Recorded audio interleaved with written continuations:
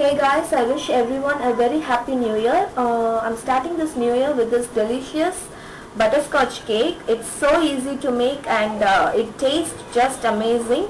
The ingredients used in this recipe are very basic and I'm making everything from scratch so that you can try this at your home as well. So the first thing you have to do is preheat your oven to 180 degrees Celsius and take all your ingredients for the cake. So take a 18 centimeter cake pan and just grease it really well with some oil or butter and sprinkle some all-purpose flour all over it and set that aside. Now take some all-purpose flour in a bowl, add in some baking powder and give this a really good mix and set that aside as well. Okay, now the flour mix is nicely set aside.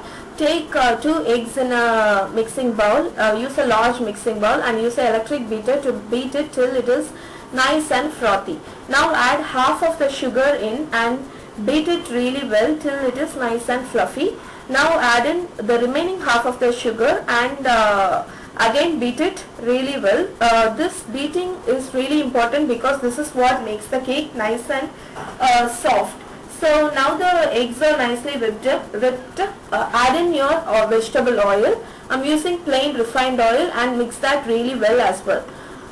Once the oil is nicely combined into the egg mixture, add in the flour and use a spatula to fold the flour into the egg mixture gently so you don't knock the air out of the mixture. I'm adding some butterscotch essence. This is a butterscotch mix which is available in the shop.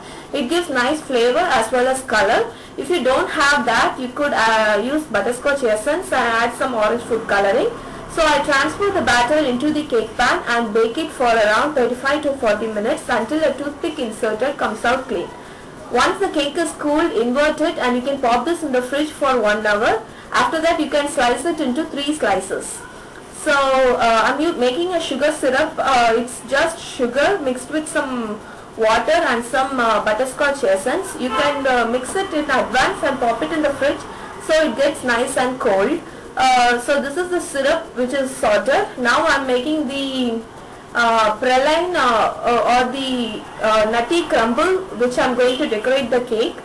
In a saucepan, take some sugar and heat it on medium to high heat till the sugar starts to caramelize. Just like this. Once it gets to this point, add in your chopped peanuts, toasted peanuts. You could use cashews, almonds as you wish and mix it really well and bring it to a nice and good boil. The color of the sugar will darken, but that is what you want. You don't want the sugar to burn. So before that, pour the mixture into a parchment paper and set that aside in the fridge or somewhere cold for around 1 hour. Now you can peel the praline from the parchment paper and chop it up into rough pieces. I set aside few chunks for decoration and I took most of the praline in a blender and crushed it into a coarse powder. This is what you are going to top the cake with. I'm using frozen whipped cream for the fresh cream. You could use fresh cream. In that case, add in some icing sugar. So now I'm using an electric beater and whipping the fresh cream till stiff peaks. Add in some butterscotch mix and add it according to your taste and whip it really well. Now in a plate, line it with parchment paper and place one layer of the cake. Dip a brush in the sugar syrup and brush it all over the cake. Be generous because this is what makes the cake nice and juicy.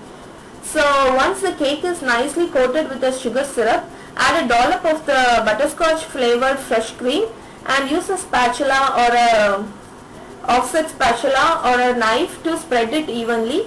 So once it is spread, place the another layer and do the same. Just soak it in sugar syrup, top it with some whipped cream and top it with the other layer of cake, soak it in the sugar syrup and top it with more whipped cream. Okay, now the top layer, I am adding the fresh cream over the top layer of the cake and covering it completely using the spatula. This doesn't need to be perfect because we are going to top it with the praline crumbs. Place the chunks of the nutty praline and pop it in the fridge and let it set for 2 hours before slicing and serving.